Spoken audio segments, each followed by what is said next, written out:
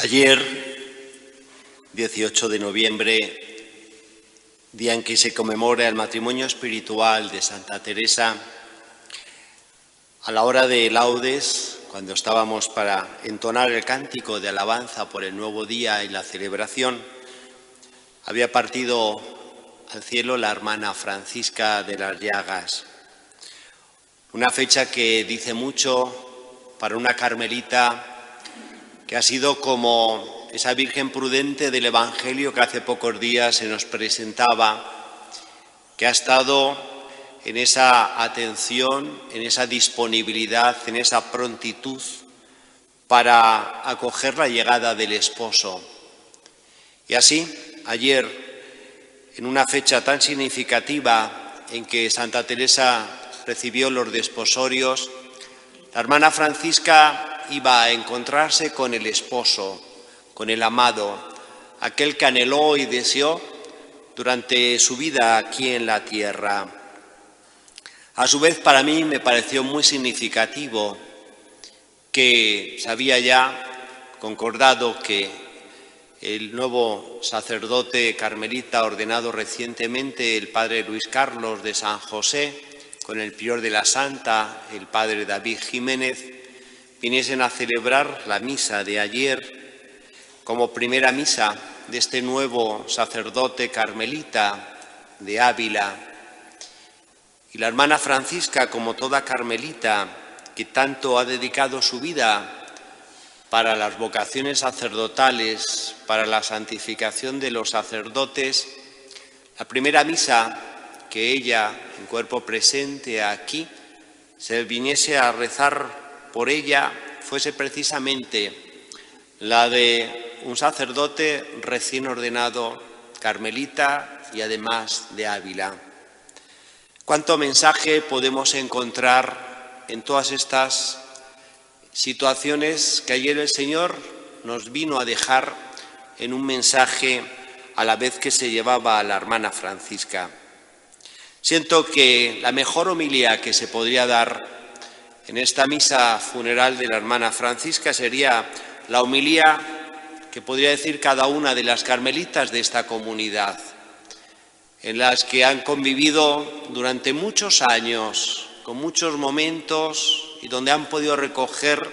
tantas cosas de la hermana Francisca que son para nosotros ahora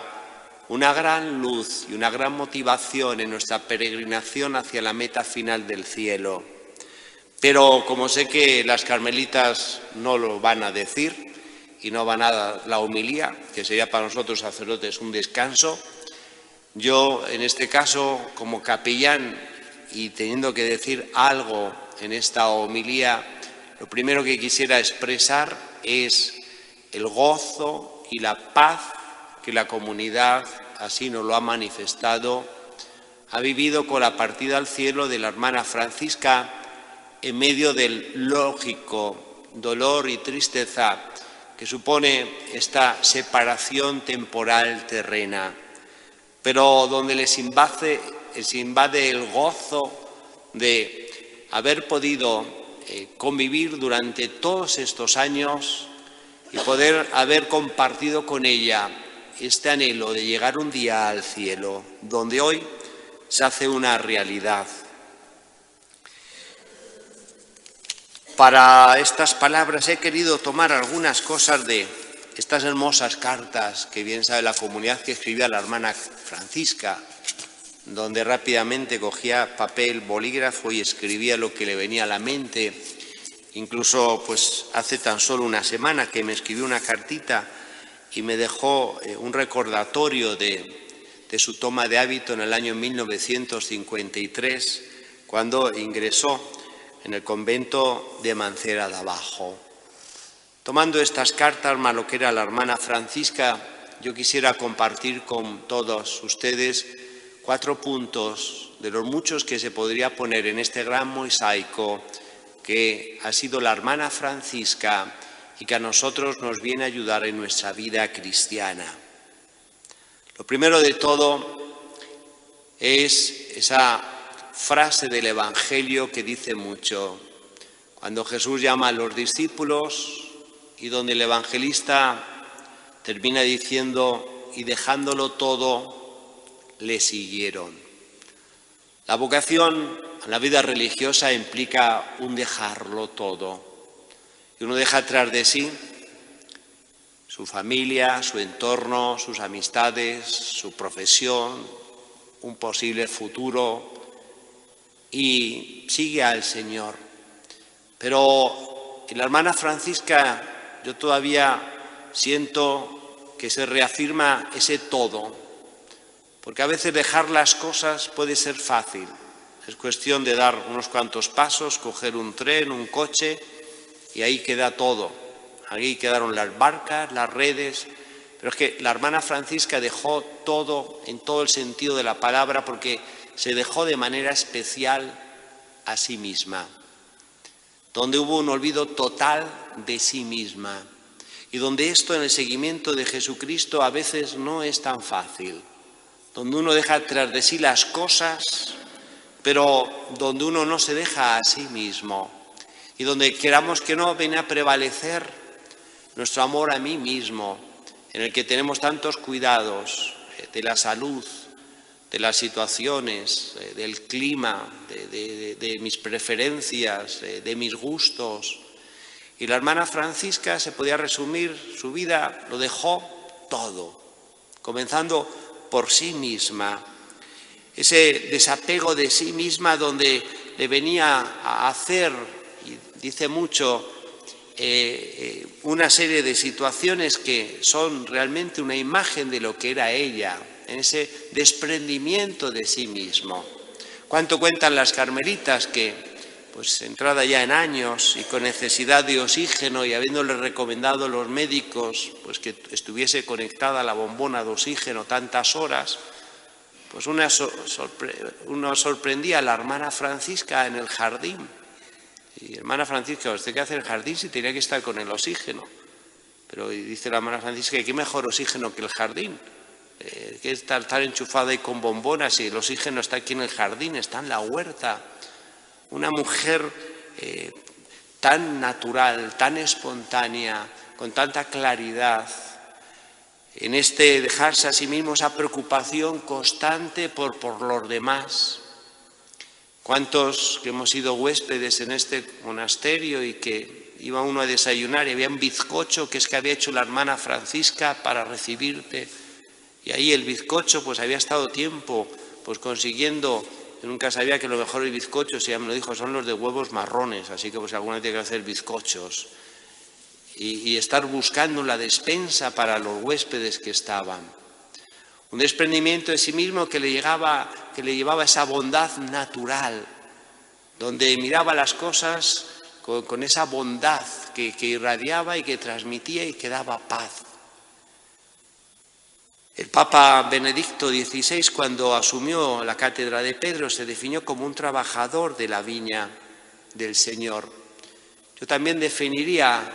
y con todo el sentido de la palabra, no solamente espiritual, sino también físico y apostólico, la hermana Francisca, que fue una trabajadora neta de la viña del Señor, donde vino a la vida religiosa y se advocó y dedicó por entero, no solamente ya en un aspecto espiritual de oración, sino donde se remangó y donde vino a asumir todo tipo de trabajo sin encontrar ningún problema, de trabajar en la huerta, de ordeñar vacas, de cuidar las gallinas, y donde vino a descubrir lo que bien Santa Teresa le dijo a esa carmelita que rehuía un poco la cocina y tal vez los trabajos físicos: hermana, entre los pucheros también anda el Señor. ¿Y cuántos años de su vida, si los tuviésemos que contabilizar, los pasó en la cocina? Y una cocina no fácil como la de hoy en día, que uno aprieta pues ahí la videocerámica y ya tiene todo, sino desde estar echando leña, carbón en el fogón y tantas otras cosas en este arte de la cocina. Considero que si las carmelitas dejasen que se les hiciera un monumento, habría que poner un monumento en la huerta a la hermana Francisca, o de estas rotondas que tenemos, que no sabemos qué poner en la rotonda, pues un monumento a la hermana Francisca, en esa actitud de trabajo, como también a la hermana Josefa, pues sería para ponerla también otro monumento junto al gallinero, donde son hermanas que han dejado, no cabe duda, una huella profunda en esta comunidad. Yo destacaría de la hermana Francisca esa transparencia, donde uno, tan solo en su mirada, en su semblante, podía encontrar esa nitidez de las cosas. Basta en sí leer sus cartas para encontrar esa transparencia de la que bien San Pablo nos advierte que cuidado con las doctrinas complicadas y extrañas. Ella asumió desde tierna edad la vida cristiana, el Evangelio, y era esa transparencia viva, como pueden ser estos paisajes donde uno mira en el horizonte y ve un cielo claro, y ve un horizonte infinito, y ve la nitidez de los colores, y percibe el aroma, el olor de la naturaleza, frente tal vez a otros paisajes bien contrarios, en los que encontramos contaminación, encontramos desajuste urbanístico, encontramos ruidos. La hermana Francisca era ese paisaje llano en el horizonte, de esa castellana que bien la podríamos cifrar como un paisaje de meseta, y donde también es una parábola clara de estas que Jesús pone en el Evangelio. Así nosotros encontramos la claridad de la hermana Francisca, del mensaje de Jesús, del mensaje de la orden, de la herencia teresiana. Siento con todo esto, y pondría la imagen de la hermana Francisca, que cuántas veces ha dicho de las mayores que son columnas de la Iglesia, son columnas de este monasterio, son columnas de la comunidad. La hermana Francisca ha sido una enorme columna, una columna que comenzó en una edad infantil, cuando a su pueblo, en Mancera de Abajo, llegó la gran noticia de que venía una carmelita llamada Madre Maravillas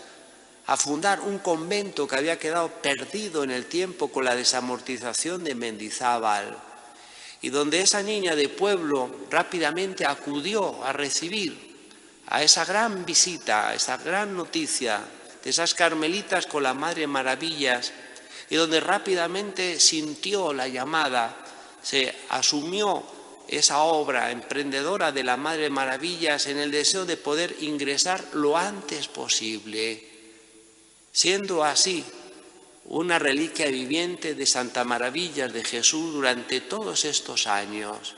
en el que llegado el momento, y nos podemos imaginar lo que para ello debió de suponer, dejar ese su conventito de Mancera, ese su pueblo de Mancera, para venir a una gran obra que estaba por delante, incierta pero decorazonada de que esto era de Dios y de Santa Teresa, de venir a renovar y reformar este monasterio que requería de unas Teresas vivas. Y aquí ella se vino una vez más remangándose como carmelita todoterreno para una nueva obra que había que emprender en los años 60 en este monasterio, de la cual ella ha sido, y así nosotros solo podemos ver y admirar, una gran columna. Concluyo diciendo, Fray Luis de León, a la hora de imprimir las obras de Santa Teresa, él bien llegó a afirmar: yo no conocí, y eso que era contemporáneo prácticamente casi de Santa Teresa, a la Santa Madre Teresa, pero la he conocido a través de sus escritos y de sus hijas. Nosotros bien podemos reafirmar lo de Fray Luis de León, que nosotros conocemos a Santa Teresa a través de sus hijas, que son una realidad, como hoy bien nos viene a plasmar la historia, la vida, los hechos, los acontecimientos de nuestra querida hermana Francisca de las Llagas. Bien decía la Santa Madre Teresa que la fidelidad a la regla sería ya una causa de canonización de una monja carmelita. Y nosotros bien podríamos hoy exclamar a Vox Populi la canonización de la hermana Francisca en razón de esta fidelidad de todos estos años de vida transcurrido desde ese año 1952 que ingresó a la Orden del Carmen. Siento que para las jóvenes carmelitas que vienen por atrás, que han entrado apenas hace 1 año, 2, 3, 4 años, 5 años, la hermana Francisca ha dejado una profunda huella, de esas huellas que uno en el tiempo las va valorando mucho más, donde las más jóvenes podrán transcurrir, Dios mediante, 40, 50, 60 años y serán testigo de estas primerísimas carmelitas que compartieron esta vivencia de venir a reforzar este monasterio de la Encarnación con santas maravillas de Jesús, de lo que ellas dijeron, de lo que ellas fueron y de lo que ellas han impreso de sello en su vida carmelitana. Si a la muerte de una carmelita se traza una carta edificante, todos anhelamos y esperamos la carta de la hermana Francisca, todo lo que ella bien nos va a poder decir, en la que siento que tenemos que ensanchar el libro de vidas edificantes para incluir, cómo no, esta vida que viene a edificar y que nos viene a decir tanto. Elevo mi agradecimiento a Dios, que nos concede estas almas aquí en nuestra vida, que son para nosotros luz y foco, que ilumina nuestro camino y nuestro vivir. Agradezco a Dios, a la Orden del Carmen, donde nos presenta unas Teresas vivas en el tiempo, en el que nosotros podemos sentir la presencia de Santa Teresa en todo su ser, a través de cada una de ellas, y en este caso de la querida hermana Francisca. Y agradezco a la hermana Francisca todo lo que ella ha venido a realizar y nos ha venido a decir a cada uno de nosotros a lo largo de su vida.